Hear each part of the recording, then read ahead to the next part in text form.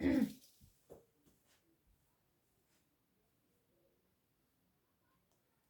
friends, this is Himanshi. Welcome to my channel Social Tuition. So friends, this is question number 24th of sample paper math book. Okay. So the question is with vertices ABC. मैंने यहाँ एक diagram नहीं बनाया, so हम साथ साथ बनाएंगे. With vertices A, B and C of triangle ABC.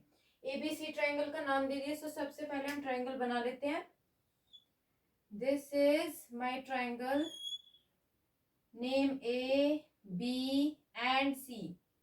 Okay, as center. Arc are drawn with radii 14 centimeter and 3 portion of the triangle.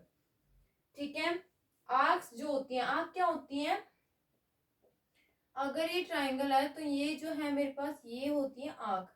तो यही है, ये जो है मेरे पास ये आर्क है 3 पार्ट्स में. यहाँ 3 पोर्शन ऑफ द ट्राइंगल, यहाँ पर रखा 3 पोर्शन ऑफ द ट्राइंगल. सो मैं 3 पोर्शन में डिवाइड कर देती हूँ. 1 2 3. ठीक है. सो ये 3 पार्ट्स में जो डिवाइडेड है. ओके. और इनकी जो रेडियाई दे रखी है मुझे, रेडियाई 14 है. ये 14 है, ये 14 है एंड देन ये 14 है. ओके. अब सो ऑब्टेन आर रिमूव. जो ये जो ट्राइंगल है, ये जो है सिर्फ इनका जो है एरिया निकालना मुझे, इसका नहीं निकालना मुझे. ठीक है. फर्स्ट टाइम जो ट्राइंगल से रिमूव कर दिया गया. तो अगर आप देखो ध्यान से, अगर मैं एक ट्राइंगल बनाऊं, this is my sorry circle, तो मैं अगर यहाँ सेंटर लेती हूँ, then this one radii and this second radii. तो अगर आप यहाँ ध्यान से देखो तो क्या आपको ये सेक्टर लग रहा है? वही चीज है. सो सेक्टर का फॉर्मूला होगा तीनों में. ठीक है. सो फटाफट से सेक्टर का फॉर्मूला लगा देते हैं. ठीक है. सबसे पहले लिख देते हैं total area removed from the triangle. अब देखो इसको, अब सेक्टर का फॉर्मूला क्या होता है? Theta upon 360 into pi are square, यही होता है. ठीक है. अब थीटा तो इसमें गिवन ही नहीं है ना. सो हम इसको लेट सपोज यहां ले लेते हैं थीटा 1 या एंगल ए, थीटा 2 या एंगल बी और थीटा 3 या फिर एंगल सी.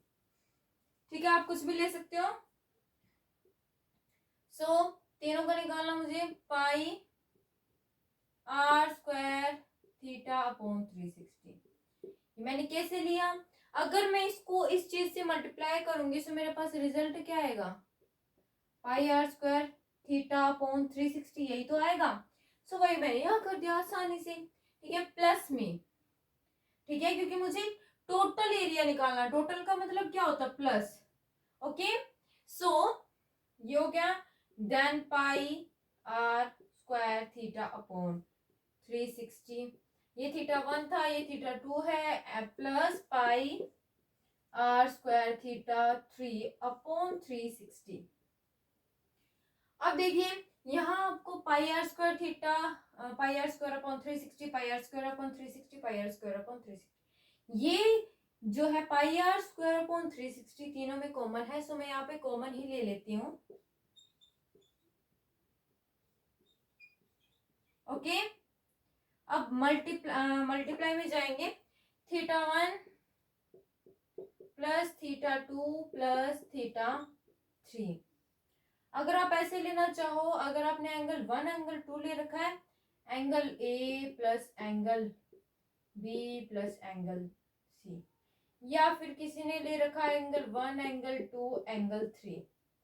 सो किसी भी मेथड से कर लेना. मैंने थीटा वाला ले रखा है, कोई बात नहीं. पाई आर स्क्वायर थीटा। अब देखो पाई आर स्क्वायर की वैल्यू लगा देते हैं हम फटाफट से। पाई क्या होता है 22/7। अब देखो ये चीज नोट डाउन कर लेना।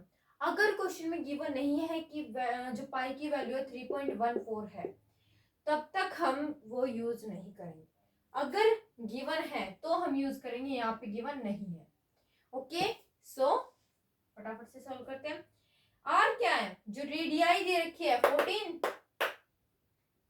इंटू 14, क्योंकि आर स्क्वायर में, अपॉन में 360, ये अपॉन अपॉन ये कुछ नहीं होता, ठीक है, ये इंटू में।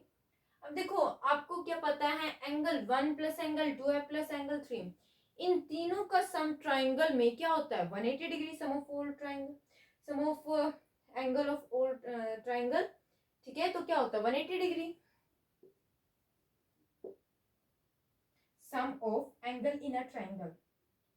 180 से 2 पे, 7 2 14, 2 से कैंसिल हो गया, देन आंसर क्या आ गया मेरे पास 22 इंटू 14, ठीक है। फटाफट से यहाँ पे मल्टीप्लाई कर लेते हैं, 22 into 14, 14 2 28, 2 14 2 28, 29 30।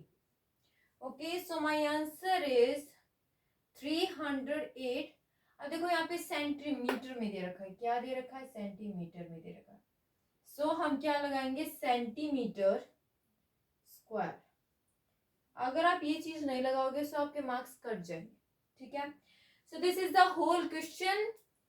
That's all for today. For next question, please like, share and subscribe my channel.